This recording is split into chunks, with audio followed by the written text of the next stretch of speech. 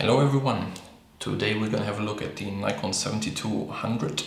The camera I got right in front of me. Some people wrote me some messages that I should review some DSLR instead of some compact and bridge cameras. So I want to do you a favor and do a video with a DSLR camera. I picked that one because that's the newest or the latest pro-consumer camera, which you can probably afford from Nikon. And I just want to show you the camera. I'll give you a quick look from the outside, and at the end I want to give you a verdict whether to buy it, or let's better say when to buy it or when not to buy it.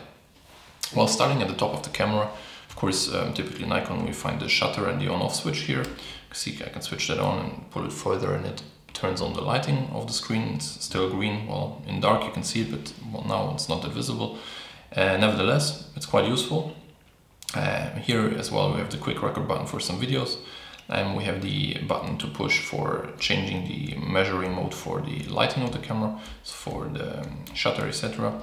You can switch from point to matrix, and well, I'm sure you probably know all these modes.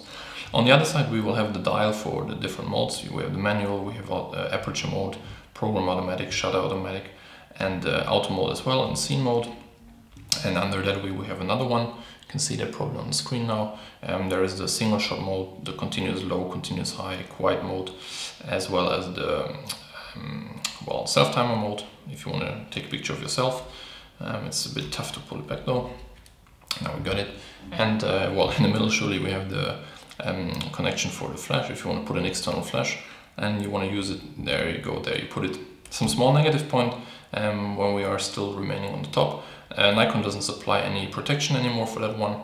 I'm pretty sure it's some product which costs a few cents, but well, if you want to pre-order it or reorder it, let's say it's a few euros or a few dollars. If you want to buy the original one, of course you can get some, well, no-name ones, let's say, for a few cents as well. But still, I'm not really sure why Nikon does this, because the camera has a price tag which is not that cheap anymore, and I'm sure this doesn't cost Nikon even $1 probably. Well, going to the back of the camera, we have the typical dial here, the 4-way dial and the OK. Under that we can find the switch for modes between taking pictures and shooting a video, as well as the live view button in the middle. Well, now the camera is still on, so it doesn't matter now. And we have the info button under that. You can display some information.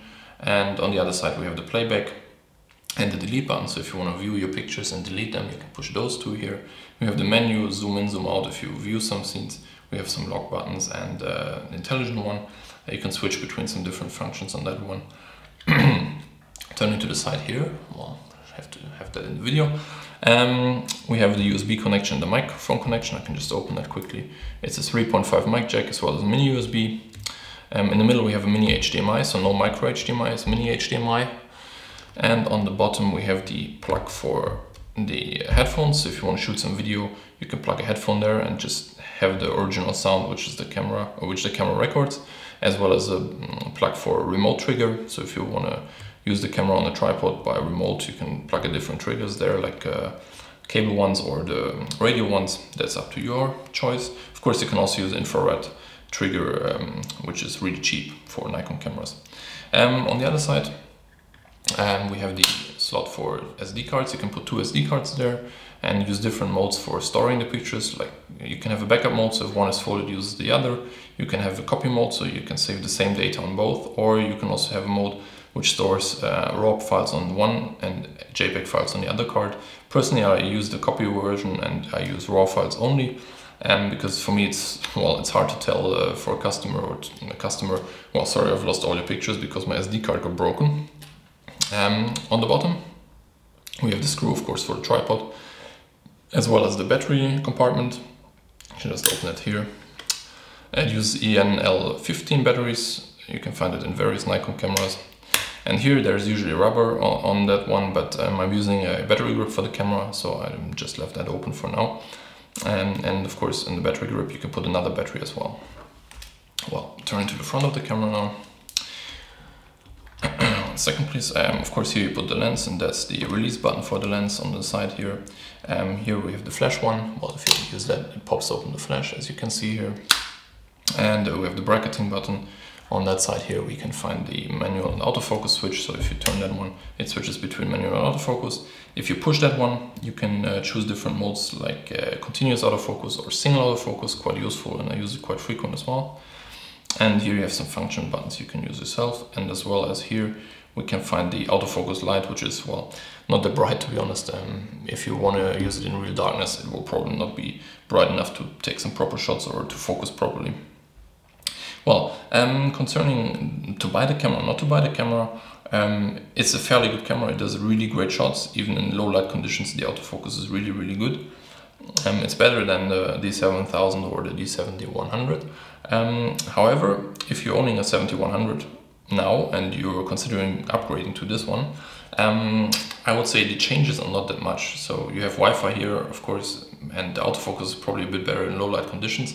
However, the camera has the same 24 megapixel sensor as the 7100, and it uses almost the same stats, and it has the same weight, it has the same looks, the same material build. So for the price tag, or for the price difference those two cameras have, I probably would wait for another camera, maybe a follow-up model of the D300, sorry, or the D300S, which is hopefully gonna come, but no one knows for now. If you're owning the 7000 or the 7100, I would recommend you to upgrade. If you have the money, just sell it and upgrade to this one, because it's a real improvement, to be honest. Well, first of all, the sensor is 8 more megapixels, as well as the overall performance of the camera is just better. Build-wise, it's still the same. It's the same body, but nevertheless, the insides between the 7100 and the 7000 and the 7200, they are, well, quite a lot different. Of course, the price tag is quite huge. As I said before, it probably costs still double the price, but yeah, well, the changes are big compared to the 7100 and the 7200. The changes are quite small, so that probably is not that necessary to upgrade. If you have any questions concerning the camera, feel free to leave me a comment. Otherwise, good night.